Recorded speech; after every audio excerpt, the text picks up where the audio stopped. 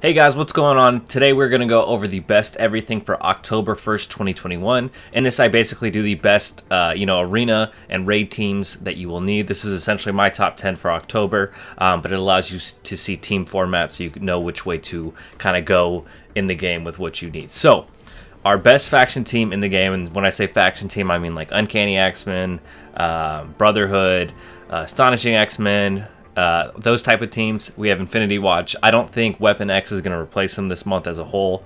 Maybe in Alliance War, but I think in general and outside of other game modes, they're still going to be the top team, which leads us into our best arena team. We have Infinity Watch. Now, from what I heard from content creators during the patch videos that came out on the Tuesday, I'm recording this a little early than normally what I do. So right now, as of this moment, Weapon X is not out, but we have the videos of them.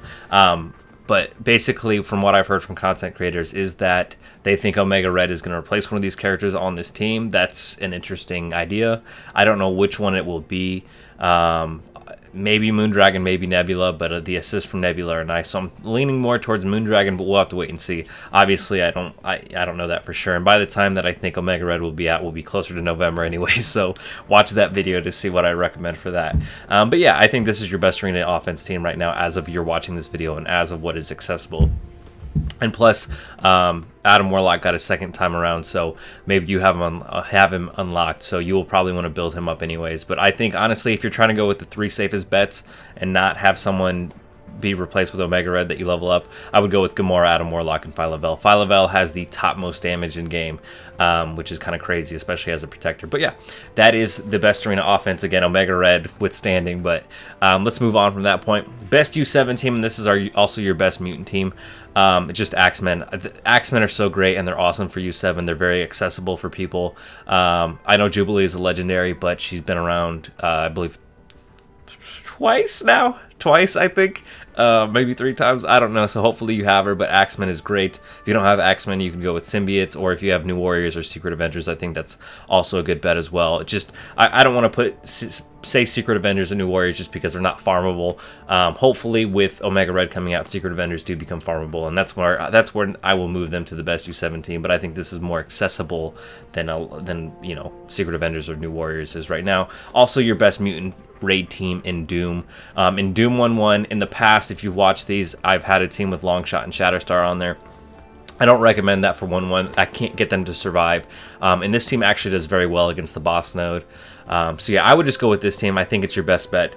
I don't think anybody from Weapon X is going to replace one of these characters. Maybe Omega Red if he's a powerhouse character. But if he was going to replace someone, I think it would probably be Kitty Pryde, but I wouldn't bet on that. Again, me personally, I'm also waiting for other content creators to kind of do that stuff if they want to test with that. But I'm just going to go with the safe bet and what works for me. It'll be very interesting to see what happens with Doom 2. That's going to take a lot of time. So basically, my recommendations for Doom are going to be Doom 1-1. Because we just don't have Doom 2 yet, and there's not enough time anyways. And I like to do these on the 1st of the month just so you guys can know what to plan with going forward, but I will talk about what's going on this month anyways. Best Bio-Doom. So in the past, I've had Phyla-Vell in for Venom. I think Venom is just so much better for Doom 1-1. I think in Doom 1, Phyla-Vell is very good because of her damage, but I think just the kind of, even just that little uptick of percentage boost that the enemy has, I think Venom getting the extra turn meter for a certain character can be great. I just find it easier with Venom. If you want to use Phyla-Vell, you can use Phyla-Vell. I think she's really the only other sub that you could do. I don't think Black Bolt or Yo-Yo are that solid, but this is your best Bio-Doom team, and from the way it sounds, it's going to be our best team for probably at least 2 more patches, not counting the Weapon X one. So I think this is the route you're going to have to go, which kind of sucks. But yeah, it sucks you'll have to put blue ISO on them, especially if you want to do Doom 2. So obviously, just wait and see what your alliance is wanting to do, and don't rush to get them to ISO 3, but obviously you just got to be able to help your alliance where you can. Best Mystic Doom, New Warriors, Silver Surfer, and then Dr. Doom. I just think this is your best bet. Silver Surfer packs so much punch. Doom gives so much turn meter, and then just those 3 Mystic characters are basically like the Secret Avengers, but for Mystic. Deathpool's amazing, and she's awesome, and then how well Cloak and Dagger work together is awesome as well. So best Tech Doom. What I want to say is I really think your top 3 right now are definitely Doom, Doc Ock, and Kestrel. I think you're gonna have to you can count on them for sure. Nebula, I think, is a shaky fourth because, like I said, if they're going to try and replace a character, I think it's replace a character in Arena offense with Omega Red. I think it's going to be Moondragon, but it could be Nebula. I don't think it's going to be Nebula, but you will probably have Nebula leveled up anyways, and plus she gets dodges. She can revive too, and I think that's solid. Now, I want to say with Shuri, your fifth, I think with Lady Deathstrike, I think there is potential there, especially because she kind of heals up on her own, and she has that tech, and she's also going to be power crept like hell. From what I saw from the content creators of that video announcing the stats for, you know, Silver Samurai and Lady Deathstrike, she has the second highest damage, which is crazy. So if you can just basically punch your way through Doom tech, obviously 1-1 is the only thing that I'm aware of. I think she will be solid. I'm like 95% sure. If I'm incorrect on that, I'm incorrect.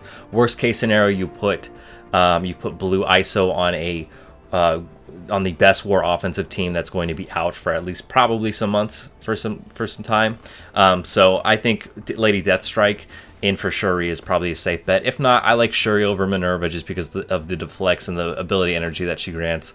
But yeah, I'm going to probably replace Shuri with Lady Deathstrike, but I am putting Blue ISO on her just so I can help my alliance out until I get Lady Deathstrike. Next up, we have Best Skill Doom. I just think this is your, like, obviously Secret Avengers and Kestrel is great. I'm going to say Gamora in there just because you don't want to level up, you know, if you don't want to put extra gear into Nick Fury if just for a raid team, especially if Gamora works just as well. Now, I will say I think if he was long-term a necessity for Skill Avengers, maybe, but I really don't think he is. I think you can throw Gamora in there and be just fine, especially with her revives. She also is going to heal herself up when she becomes empowered, so if you can time her unempowered form and get kills with her special or ultimate, that will get you that empowered quicker. In Doom 1, I mean, in Doom 1-1, honestly, I just run Moondragon for Kestrel, so I don't have to worry about cooldowns, just because skill comes before tech for me. So, and I just used her on tech. That way I can auto skill with Moondragon. But if I were to change lanes or something, then I think Kestrel is probably the route to go, just because of her huge damage that she does. Now, we'll see with Doom 2. I could be wrong about Gamora being in there and you using Nick Fury, but I think what Gamora brings is just crazy. And then I think Moondragon is also another viable option. I feel like skill is the most flexible right now, and then maybe followed by Mystic, but even that, I don't know. All right, let's go into DD4. Basically, your best DD4 global team is going to be characters that you're not going to waste gear on. Ghost and Emma Frost have just such a great combo with Ghost Special, Ghost Ultimate, and Emma Special. Emma Special obviously applies slow to the opposing team. I had to think about that. And Ghost extends those slow, and then the Secret Avengers work great together. Next up, we have best Cosmic DD4 team. I'm just going to say Infinity Watch and Kestrel. You can auto DD4 with this team. That's all. That's enough said. Next up, we have best DD4 City team. If you have the Miasma, then go with Cloak and Dagger. If you don't have the Miasma, then go with Symbiotes. I just really like the 3 symbiotes right here. I think they're the newest symbiotes, so they're going to pack the most punch. Carnage, you know, Carnage and Venom are great as well. I think in DD4, Venom has more viability than Carnage, but in raids, Carnage is a little bit better than Venom just because you're going to be killing more characters quicker, I guess, so you'll get that turn meter from Carnage, but Venom I like better in DD4. But obviously, if you have the Miasma to bring Cloak up to Gear 15, then go for it. But I think you should prioritize, I said this last patch video, I think you should prioritize Death Pool if you have DD4 complete. If you do not have DD4 complete and don't have City built up, then go with Cloak. And finally, best DD4 legendary. Honestly, I would replace Jubilee with Omega Red just because he has so much health steal, which is very nice. You have 2 characters on here with health steal. Then you have Doc Ock, who's great, and Adam Warlock, who's also power crept like crazy. I just don't have the face for like the little character avatar for Omega Red. Now, Omega Red is the first time around, so you may not have access to him, but you may have access to Adam Warlock and Jubilee. So then that's probably your next best route. But yeah, that's gonna do it for the best everything. Let me know where you think I'm right. Let me know where you think I'm wrong. Let me know if you think Weapon X will have more accessibility outside of war. If you are, I'll do a video, or a video will be out right now about what my plans are with the new patch characters and the new reworks of Wolverine and Sabretooth are by the time that you're watching this video. So obviously check that, but I'll give a quick rundown. I'm going to try and take them up as high as I can just because I have the access to do it. I have the extra gear to do it, and there's nothing else that I'm prioritizing. All my Doom teams are pretty much where they need to be, so I'm going to be leveling them up pretty highly. I think Omega Red possibly could be on Arena Offense. He's also going to be a legendary character, and you will probably want to use him in DD5. Just looking at his kit with the health steal in Dark Dimensions is just, it's just so much better than like in other game modes, or it can be better because purely there you have just such high health enemies, and to steal a flat like 10% from them is crazy. But yeah, let me know where you think I'm right, let me know where you think I'm wrong. But that's gonna do it for this video. Thank you guys for watching. On this channel I do guides, I do orb openings, and I do streams, and I do all sorts of Marvel Strike Force stuff. So make sure you're subscribed, hit that like button, join the Discord, follow me on Twitch, and I hope you have a great day. Bye guys.